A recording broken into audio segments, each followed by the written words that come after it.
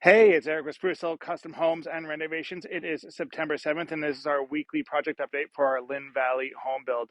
The exterior finishing is pretty close to wrapping up. The masons will start next week and start putting stone on the lower portion of the outside of the home.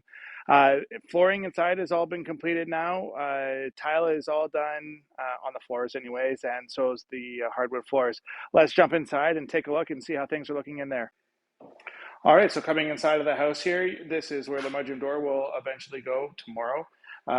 Here you've got the mudroom floor, beautiful gray porcelain tile. The grout is not in yet, so don't get too excited about that. Moving along in here, you can see the floors have all been protected. You might wonder, why do we have the floor protection so far off of the walls? Well, that is so our interior finisher can scribe fit the baseboards, and his tool needs that much space so that he can do his job. And then the painter comes in after the fact and tapes all of that off once the baseboards are all in and that sort of stuff. We've got all of our finishing materials on site, and the floors all beautifully protected as we do. And for the record, no extra effort was made to clean things up to shoot this video. This is how we keep our job sites. Hope you enjoy this update.